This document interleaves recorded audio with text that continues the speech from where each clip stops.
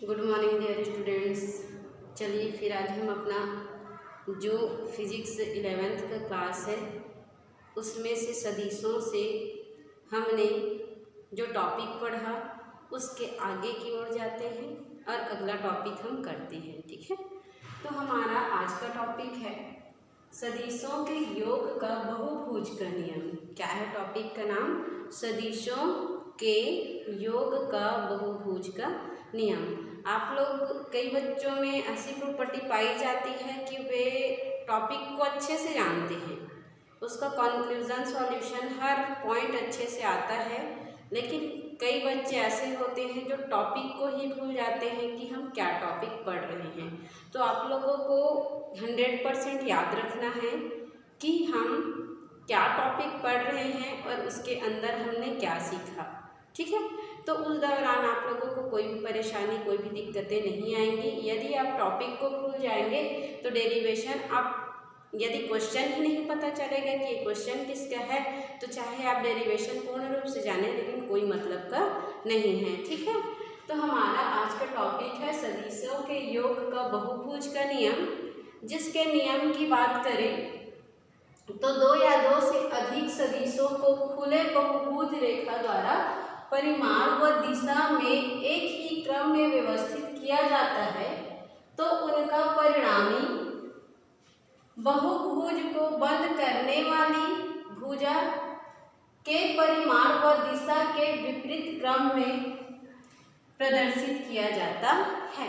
समझ आया आप लोगों को कि जब हम कोई भी प्रकार का, ये हमारा सेंटर ऑफ पॉइंट है, इस सेंटर ऑफ पॉइंट से हम इस खंड में, इस खंड में, इस खंड में या इस खंड में, जैसे भी खंडों में हम क्या किए हैं तो दो या दो से अधिक, ये दो है और उससे अधिक है। ठीक है, चाहेंगे तो इधर भी, इधर भी, इधर भी, कैसे भी हम क्या कर सकते हैं, सदिश को जनरेट करते हैं।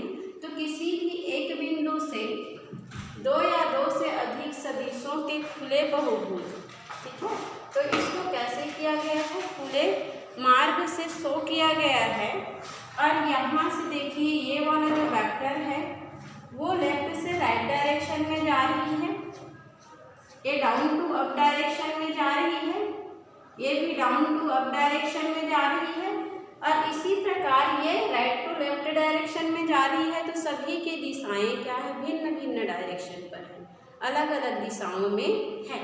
तो चाहे वो सदिश दो रहे या दो से अधिक रहे, उन सदिशों के खुले, अभी देखिए ये खुला है, कहीं से ये पूर्ण रूप से क्लोज है क्या? नहीं।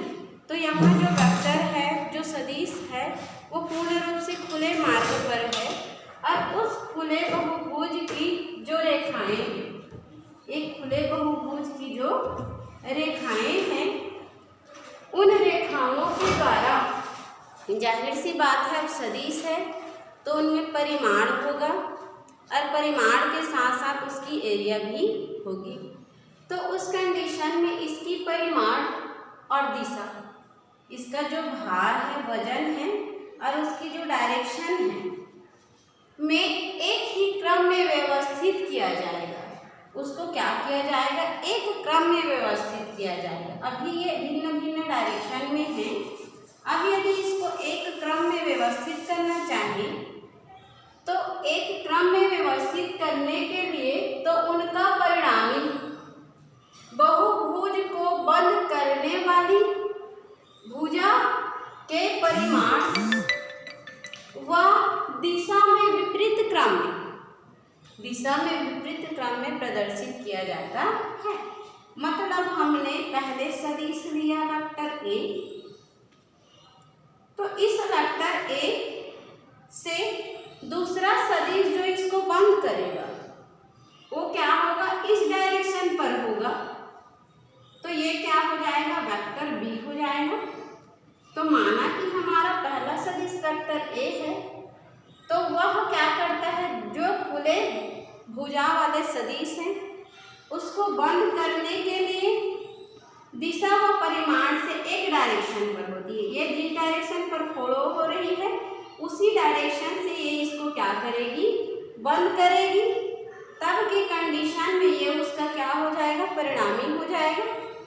फिर पुनः हम जिस परिमाण व दिशा के डायरेक्शन में फ्लो हो रही है वो दूसरे खुले परिपथ को उतने ही परिमाण और दिशा के साथ बंद करेगा, तो ये वेक्टर सी हो जाएगा।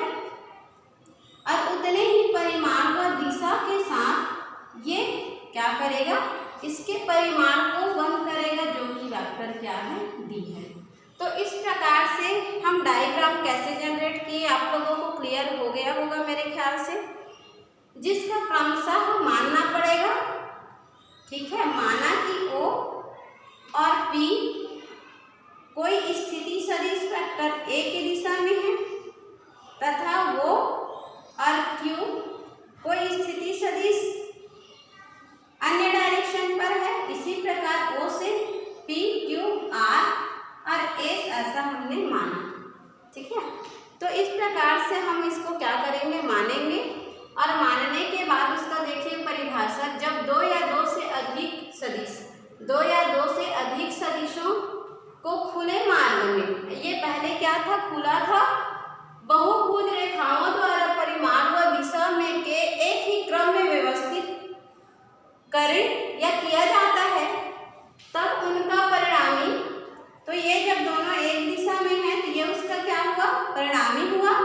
जब ये दोनों एक ही दिशा में हैं तो ये उसका क्या हुआ, परिणामी हुआ।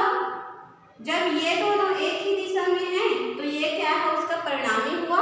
क्योंकि हम जानते हैं परिणामी बहुभुज जो है बंद करने वाली जो भुजाओं के परिमाण व दिशा के, देखिए ये सेम डायरेक्शन पर है और ये उसके विपरीत है, तो दिशा में क्या होते हैं, विपरीत क्रम में व्यवस्थित किए जाते हैं।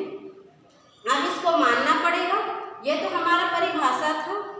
अब इस परिभाषा को हम ट्रू करेंगे और ट्रू करने के लिए हमें मानना पड़ेगा कि हमारे पास क्या क्या सदिश है। ठीक है, तो मानेंगे, माना कि हमारे पास दो या दो से अधिक सदिश जो खुले बहुभुज रेखाओं द्वारा परिमाण व दिशा से प्रदर्शित है, वो O से P, O से Q, O से R, O से S है। यदि उन दोनों परिमाण को बंद करने वाली जो रेखा है, उनका बंद करने वाली जो रेखा है एक ही क्रम में व्यवस्थित किया जाता है, तो वो वेक्टर A, वेक्टर B जो P और Q को बंद करने वाली रेखा है वेक्टर B, और Q और R को बंद करने वाली जो रेखा है वो वेक्टर C, R और S को बंद करने वाली जो रेखा है वो वेक्टर D है, जो कि पूर्ण रूप से बहुभुज के कंडीशन को फॉलो कर रहे हैं और यह पूर्ण रूप से बहुभुज नियम का पालन किया और पूर्ण रूप से क्या हो गए, बंद हो गए। तो कंडीशन क्या कहता है कि इन रेखाओं को बंद करने वाली जो स्थिति सदिश ली जाएगी वह जो खुले परिपथ के दिशा में होगी। तो ये इस डायरेक्शन पर है, अब इसको बंद करना है तो उसका फ्लो इधर जाएगा, तो उसका परिणामी जो प्राप्त होगा उन दोनों के रेखाओं के दिशाओं के क्या होगा, विपरीत डायरेक्शन पर होगी, और वही जो रेखा होगा वो उसका परिणामी होगा। तब उस कंडीशन में हम इस त्रिभुज की बात करें, OPQ की बात करें, तो हमें यहाँ परिणामी जो मिल रहा है, परिणामी हम त्रिभुज के नियम से जानते हैं कि जो परिणामी होता है वो उसके संलग्न भुजाओं के योग के बराबर होती है। तो उस कंडीशन में यहाँ जो OQ, वेक्टर OQ आएगी वो क्या हो जाएगा, वेक्टर A और वेक्टर B के योगफल के बराबर हो जाएगी। उसी प्रकार से O से Q, OQ, R पर हम देखें तो ये हमारा खुला बहुभुज के लिए सदिश है। अब इसको जोड़ने वाली जो दिशा परिमाण में सेम डायरेक्शन पर होनी चाहिए, तो इस डायरेक्शन पर ये जा रही है तो उसको जोड़ने वाली रेखा क्या है, उसी डायरेक्शन पर इस प्रकार से आएगी। तो उस कंडीशन में ये उसका क्या होगा, परिणामी हो जाएगा। तो वहाँ पर O और R बराबर, वेक्टर O और बराबर क्या मिल जाएगा हमें, तो यहाँ से देखिए यह इसकी एक भुजा है, यह उसकी दो भुजा है, तो एक भुजा का मान OQ बराबर A प्लस B आया है, vector A plus vector B आया है, और ये पुनः त्रिभुज के सदिशों के त्रिभुज नियम से जुड़ जाएगा, तो उस कंडीशन में आ जाएगा vector A plus vector B plus vector C. Okay, then last condition यदि हम देखें तो ये खुले परिपथ की भुजा है, तो उसको बंद करने वाली रेखा उसी के डायरेक्शन पर होगी, तब उसका परिणामी जो रहेगा वो लास्ट है, तो उसको वेक्टर आर मान लेंगे। और ये क्या होगा, ये इसके पॉइंट के लिए हो गया, ये इस पॉइंट के लिए हो गया, तो उसका परिणामी क्या हो जाएगा, vector A plus vector B plus vector C और प्लस वेक्टर डी हो जाएगा। और मेरे ख्याल से इस पॉइंट को आप लोग अच्छे से थ्योरी में लिख लेंगे, ठीक है। तो उसको आप लोगों को लिखना भी है, तो सबको मानेंगे, माना कि OP, OQ, OR, OS खुले परिपथ की दो या दो से अधिक स्थिति सदिश की भुजाएं हैं, जिसको बंद करने के लिए हमने vector A, vector B, vector C और वेक्टर डी को लिया है, जो कि परिमाण और दिशा में सेम डायरेक्शन पर है। तब हम इन बहुभुज के नियम के आधार पर देखें तो हमें OP बराबर वेक्टर OP बराबर है वेक्टर ए। अब उस कंडीशन में तब सदिशों के त्रिभुज नियम से हम जानते हैं, किससे जानते हैं, सदिशों के त्रिभुज नियम से।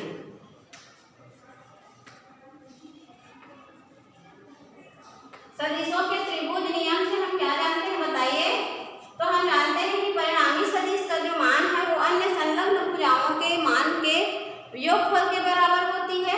देन हमारे पास इसका परिणाम ये मिल रहा है, क्योंकि दोनों डायरेक्शन जो सेम फ्लो होती है वो उसकी संलग्न भुजाएं मानी जाती है, जो उसके विपरीत डायरेक्शन पर फ्लो होती है वो उसका क्या माना जाता है, परिणामी माना जाता है।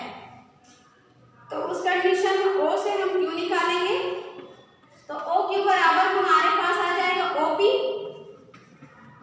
प्लस क्या आ जाएगा, तो PQ, क्या आ जाएगा, PQ। अब OP का वैल्यू है वेक्टर A और प्लस करके OQ का वैल्यू है क्या, वेक्टर B। अब इसी प्रकार ये इसके लिए निकल गया, इस भुजा के लिए सिमिलर हमें इस भुजा के लिए निकालना है। तब इसी प्रकार बोल दिए, मतलब सिमिलर सेम प्रोसेस होगा। ये दोनों एक दिशा पर है लेकिन वो इसके विपरीत डायरेक्शन पर है, तो इस त्रिभुज की यदि बात करें तो हमें परिणामी क्या मिल जाएगा, OR मिल जाएगा। अब OR वेक्टर के मान की जगह पर हमें रखना है, ये R है ना और ये उसका परिणामी है, तो इसको R मत मानो, कुछ भी मान सकते हो, OS ही रखो, क्योंकि हम R मान चुके हैं। बुक में यदि R नहीं माना होगा, लेकिन हम यहाँ एब्सोल्युटली R मान चुके हैं, तो हम यहाँ OS ही रख देते हैं डायरेक्ट। तो उस कंडीशन में हमारा O और R क्या है, परिणामी सदिश हो गया। तो OR के लिए ये पहली भुजा है और इसका वैल्यू क्या मिला है, तो OQ, पहले हमें पहली भुजा मिल गया OQ और प्लस करके दूसरी भुजा मिल गया QR, क्या मिल गया, QR। जब इन दोनों को हमने क्या किया, ऐड किया, तो OQ का वैल्यू हमने निकाला हुआ है यहाँ पर, तो वहाँ पर लिख देंगे vector A plus vector B और प्लस करके QR का वैल्यू हमारे पास क्या है देखिए, तो QR का वैल्यू है हमारे पास वेक्टर C। अब इसको रख देंगे वेक्टर C। अब तथा फिर ये त्रिभुज खत्म हो गई, इसका परिणामी हमने निकाल लिया। सिमिलर इसी प्रकार से हम त्रिभुज किसको लेंगे, ORS को लेंगे, तथा ORS में क्या हो जाएगा, तो इसका परिणामी हो जाएगा OS। तो वेक्टर OS बराबर क्या हो जाएगा, तो ये जो सदिश है OR हो जाएगा और प्लस क्या हो जाएगा, RS हो जाएगा, ठीक है। तो ये स्थिति सदिशों के त्रिभुज नियम से आ रही है, जो कि आप लोगों को पढ़ाया जा चुका है। आगे जब देखें तो OS का वैल्यू हमें निकालना है, तो वेक्टर OS का वैल्यू निकालने के लिए OR का मान देखिए कितना दिया है, तो vector A plus vector B plus vector C दिया है, इसको रख देना है और प्लस करके हमारे पास चाहिए RS और RS का वैल्यू क्या है, वेक्टर D है। देन इसको भी हम रख देंगे वेक्टर D। ओके, अब यही जो सिस्टमैटिक देखा जाए तो यही बताता है कि सदिशों के योग के बहुभुज के नियम में हम लास्ट जो परिणामी सदिशों के त्रिभुज नियम को पालन करते हुए लास्ट में परिणाम ये देता है कि जितने भी स्थिति सदिश उस पर फ्लो हो रहे हैं वह उन सभी के सदिशों के योगफल के बराबर प्राप्त होती है, जिसे हम क्या कहते हैं, सदिशों के योग का बहुभुज नियम कहते हैं। अब हम अगले वीडियो में देखेंगे कि इसके परिणामी के लिए परिमाण कैसे निकाला जाना है। ओके, तो कोई भी डाउट होगा तो बेटा आप लोग पूछ लेंगे और डाउट नहीं होगा तो आप लोग बनाकर बताएंगे मुझे, है ना।